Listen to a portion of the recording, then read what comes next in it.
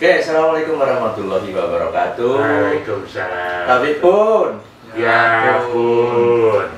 ya pemirsa Mitra TV dimanapun Anda berada. Hari ini saya luar biasa, di luar ekspektasi saya, karena saya sudah bawa kamera dari studio. Saya akan cari narasumber di Nuwonotasa. Ada Prof. Admi Syarif. Iya. Ternyata di sini punya studio lebih bagus. Jadi hari ini saya bertamu di tempat Prof. Admi Syarif ini banyak ingin bicara soal budaya Lampung, tapi nggak dalam-dalam amat lah. Tapi kita mau mudah-mudahan ini menjadi awal.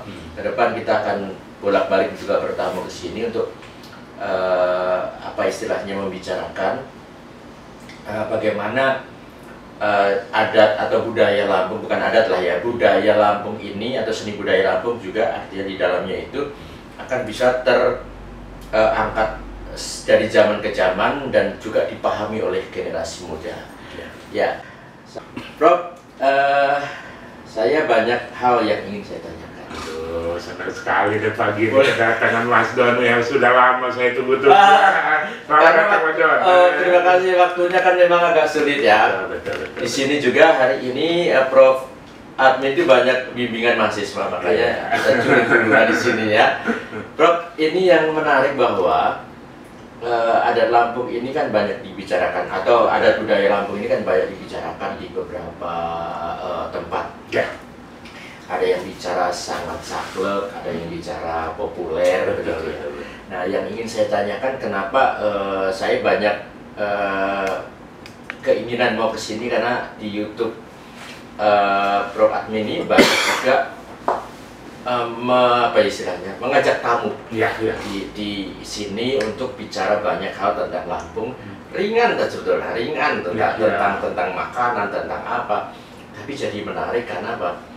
Hal-hal yang dianggapnya kurang menarik kalau cuma dilihat, diomongin ternyata bagus. Saya kemarin terakhir saya dikirimin Prof tulisan tentang Sagon tentang Sagon di hari kelahiran ya. Ternyata bagus sekali. Nah, hari ini kita akan satu persatu kita kupas sedikit karena waktu kita hanya 1 jam. Terkait perkembangan budaya Lampung di masa modern. Menurut Prof, bahwa budaya itu identik dengan orang tua dan harus dibicarakan orang tua, atau gimana? Atau boleh kita semua bicara itu? Ini menarik sekali, luar biasa ini Mas Don. Sekali lagi yang pertama terima kasih Mas Don sudah datang ke Nuwonotasa. Nuwonotasa ini memang kita kembangkan untuk menjadi miniatur dari kampungan Mas Don. Gitu. Jadi mulai dari arsitekturnya kita coba dorong arsitektur kerampungan, kemudian juga kita ada perhatian tari Lampung di sini, kemudian ada juga perhatian bahasa Lampung. Gitu. Nah, kenapa saya tertarik dengan ini Mas Don? Jadi kebetulan saya itu cukup lama tinggal di beberapa negara ya, di Jepang, di Amerika, di Korea, itu hampir totalnya 13 tahun. Lama, cukup lama sekali. Jadi ketika saya kembali ke Indonesia tahun 2007, saya ingat dulu, saya ketemu dengan banyak teman, banyak kawan. Ternyata kalau ditanya anak-anaknya, pelajaran apa yang paling kamu benci? Nah, kebanyakan anak-anak ini Mas Don bilang bukan matematika, bukan IPA, tapi bahasa Lampung. Nah, ini spontanitasnya jangan seperti itu ya. Jadi, dan itu bukan 1-2, hampir ya mungkin 60-70% dari anak-anak kita sulit mungkin ya? Mungkin karena bahasa Lampung ini sulit. Yang kedua tidak familiar ya. Yang ketiga orang tuanya pun nggak bisa bahasa Lampung. Bagaimana dia mau mengajari mengajarkan anaknya bahasa Lampung. Nah ini kemudian saya berpikir pemerintah Provinsi Lampung ini kan dari tahun ke tahun melalui Dinas Pendidikan, melalui Kebudayaan, DKL dan lain-lain ini menghabiskan anggaran yang tidak sedikit, Mas, untuk membuat anak-anak ini bisa paham tentang belajar bahasa Lampung. Kemudian juga Dewan Kesenian juga mendorong bagaimana seni-seni Lampung juga gitu. Tapi kalau kita lihat ini kan hasilnya belum maksimal. Nah ini yang kemudian terus menjadi daya tarik buat saya. Sebetulnya basic saya adalah orang IT, Mas. Orang teknologi informasi gitu ya. Di kecerdasan buatan. Jadi tapi ini jadi satu tantangan buat saya. Masa iya orang yang sudah diajarin gitu ya, bukannya tambah senang dengan bahasa Lampung, anak-anak ini makin naik kelas makin banyak yang tambah benci. Nah, kalau saya bilang misalnya SD itu 40% yang benci, begitu SMP jadi 70% yang benci. Begitu SMA malah mungkin 90% benci terhadap bahasa dan budaya. Nah, ini saya melihat seperti itu. Tahun 2007 kita belum populer. Kemudian saya mencoba pada saat itu mengembangkan kamus digital berbasis Android untuk bahasa Lampung. Alhamdulillah itu cukup berkembang dan dicetak. Nah ini jadi titik awal balik saya untuk coba sedikit belajar tentang ini. Tapi saya jujur tidak punya basic tentang adat Lampung ini dari awalnya. Kemudian saya ketemu Bang Ansori Jausal, saya ketemu yang lain-lain ya, saya coba belajar. Tapi perspektif saya satu hal, Mas, kemudian mungkin agak sedikit berbeda. Saya berpikir budaya itu bukan masa lalu. Budaya itu adalah potensi untuk masa depan. Jadi tidak bagus lah kalau kita berpikir, dulunya begini, nggak boleh sekarang begini ya. Itu menurut saya coba-coba kita dorong. Oke lah kalau disesat, mungkin di acara adat di dalam lingkungan ya, bolehlah kita pakai pakem. Tapi ketika dia sudah keluar, ya kita harus berdiri modern. Ini menurut perspektif saya gitu. Jadi kenapa? Karena kalau budaya ini bisa kita dorong ke yang lebih modern, saya kira potensi ekonominya bisa juga kita dapat. Mungkin itu dulu awalnya, mungkin nanti sambil mungkin saya tadi karena abang menyebutkan Bang Ansori, sama sedikit yang disampaikan bahwa budaya itu ikut generasi. Betul. Ya, bahwa budaya itu kan jangan dibilang orang tua aja yang boleh ngomongin budaya. Bukan budaya itu bukan zaman dulu kan. Sepakat sebetulnya sama kita berpandangan seperti itu ya. Nah, menurut Prof ini yang menarik adalah bagaimana salah satunya adalah bahasa. Dengan menjadikan bahasa ini awal ya, jadi orang memasuki seni dan budaya Lampung. Sama juga di Jawa, di Sunda, dimanapun, di Bali misalnya. Mungkin sekarang sudah mulai juga akan terus dibudayakan bagaimana sehari-hari bisa berbahasa Lampung. Ya, saya juga ketika datang ke sini tahun 82, saya berguru pada seorang lurah namanya Jumatuan Raden itu, dikasih buku setebal ini bahasa Lampung dan saya pelajari. Itu Lampung Agung kalau nggak salah. Saya hanya sedikit-sedikit bisa karena ya lawan bicara saya di rumah nggak ada. Saya harus bergaul dengan teman-teman gitu. Dan lama-lama walaupun saya pengguna bahasa Lampung yang pasif sama seperti mulai paham dikit-dikit kan. Mulai paham. Kenapa ada dialek A, dialek O. Saya mulai memahami, mencoba ya sedikit-sedikit ada sedikit sama dengan mendengarkan bahasa Inggris gitu. Jadi akhirnya ini dari pandangan saya seorang suku Jawa waktu itu mendengarkan bahasa Lampung sama dengan bahasa Inggris, dengan bahasa Jerman dan lain-lain. Sama juga mungkin orang Lampung mendengarkan bahasa Jawa, sama kan seperti itu. Tapi keinginan untuk bisa itu besar.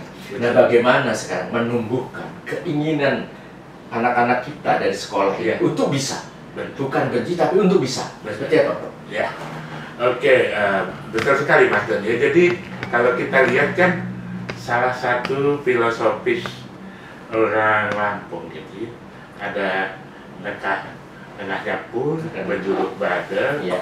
Sakai Sambaya. Tengah Nyapur itu salah satunya artinya ya bersama-sama dengan orang lain, saling menghormati dan lain-lain. Nah ini mungkin saya melihat salah satu sisi yang mungkin menjadi selama ini ya, pendorong lah kenapa bahasa Lampung itu agak lama berkembang. Karena orang Lampungnya sendiri mungkin karena kebawa tengah Nyapurnya itu. Nah, kalau kita lihat ya, orang Lampung kalau berdua Mas Don, dia ngobrol dia pakai bahasa Lampung ya nggak? Ya, misal saya Mas Don sama orang Lampung, tiba-tiba ujuk-ujuk datang orang Jawa satu, berubah jadi bahasa Indonesia. Iya betul. Ini kenapa? Dengan alasan menghormati Lampung. Ya kan? Datang lagi orang Jawa, ujuk-ujuk satu lagi. Bahasa Jawa deh Mas. Iya betul. Nah ini, jadi bukan bahasa Lampung yang kita berubah jadi bahasa Jawa. Jadi memang mungkin ada juga cara hidup orang Lampung yang agak ini, jangan sampai kita tidak menghormati orang lain. Nah, ini yang mungkin perlu kita lihat kembali perspektifnya, gitu ya. Bagaimana kita mendorong bahwa orang Jawa yang ada di Lampung ini, orang Sunda yang ada di Lampung ini, dia sesungguhnya adalah orang Lampung. Dia adalah orang Lampung asal Jawa, orang Lampung asal Banyumas, ada orang Lampung asal Menggala, ada orang Lampung asal Bandung. Tapi kita semua yang sudah ada di sini, dia adalah orang Lampung, manusia-manusia Lampung yang memiliki secara tidak langsung kewajiban membangun ini gitu secara bersamaan. Nah, orang Lampungnya harus terbuka. Ayo kita sama-sama, jangan juga kita membatasi. Saya orang Lampung, saya Lampung asli, kamu tidak asli. Nah, ini kan menurut saya jadi akhirnya membuat jarak. Membuat jarak karena membangun adat, budaya dan lain-lain ini harus dimulai dari yang pertama membangun sense of belonging dulu. Rasa bagaimana kita membangun semua kita yang ada di Lampung ini dari manapun asalnya, semuanya yang sudah mendapatkan manfaat dari bumi Lampung ini, apalagi kalau udah dapat istri orang Lampung, maka aku Lampung gimana lagi udah dikasih enak orang Lampung, kalau aku Lampung lagi kan ya, artinya sudah Lampung semua. Dan saya dimanapun asalnya, kita sama-sama kita memiliki ini, kita mulai dari yang kecil-kecil, tidak berbenturan, dan insya Allah. Karena pemerintah juga serius sebetulnya. Saya lihat pemerintah daerah ini serius ya. Mulai dari beberapa tahun yang lalu, mulai dari zaman Pak Sarudin, saya masih ingat ya.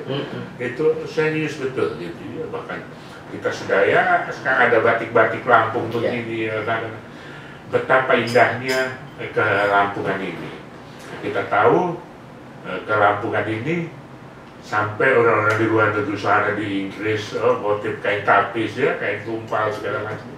Artinya banyak sekali potensi budaya Lampung ini yang bisa kita dorong ke depan, bisa maju, termasuk juga bahasa tentunya. Nah, tinggal masalahnya membangun, menurut saya sih membangun sense of belonging kita sama-sama dulu gitu. Kalau itu sudah terbentuk, saya yakin tidak ada lagi, karena semua kita paham lah. Ada peribahasa di mana bumi dipijak, di situ langit dijunjung. Itu saya kira semua kita paham itu. Cuman mungkin karena lingkungan kita belum, ya itu tadi masih orang Lampung dua ngobrol, datang orang Jawa satu bahasa Indonesia. Datang lagi kawan orang Jawa satu datang bahasa Jawa. Kayak gitu menurut saya. Nah, satu yang menurut saya mulainya itu dari sekarang kan kita tadi kita mulai dari bahasa yang ada di anak-anak ya, anak-anak SD mungkin itu kan dasar. Di Jawa pun huruf Hono, Coroko itu ya kan, di sini huruf apa namanya, huruf Lampung itu ya, aksara ya, aksara Lampung itu, Kaganga itu juga dipelajari sama sebetulnya sejarah. Dan alhamdulillah sekarang Mas, anak-anak kecil itu, anak-anak SD itu sudah bisa nulis Lampung itu. Itu dia, makanya ini dari sini, dari dasar ini namanya sekolah dasar. Didasari dengan bahasa itu, kemudian implementasinya kan harus di SMP juga tetap dipakai. Jangan sampai malah di SMP dihilangin.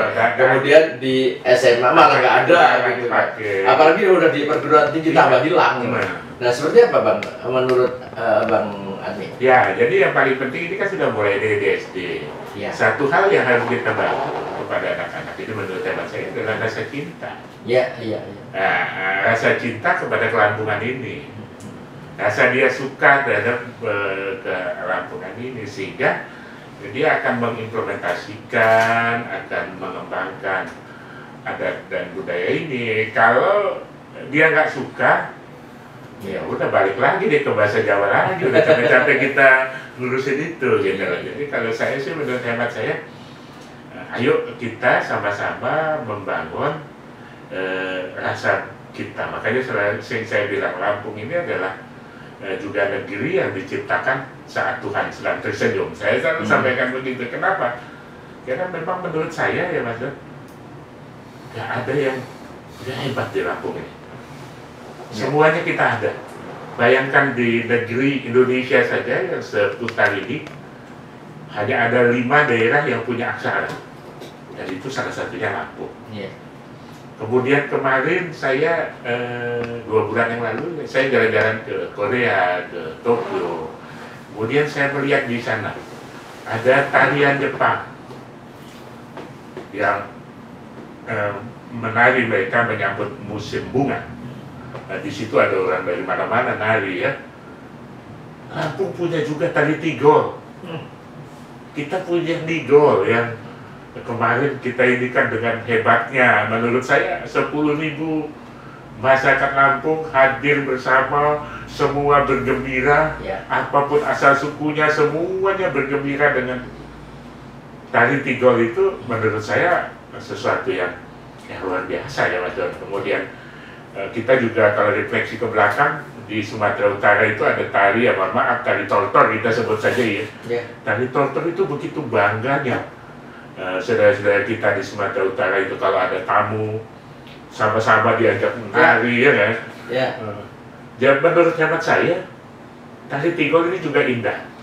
Bagaimana kalau kita dorong ada tamu datang ke Lampung, kita sama tamu itu turun dari pesawat sambut dengan tari Tigor ya kan? Kita bikin ini semua.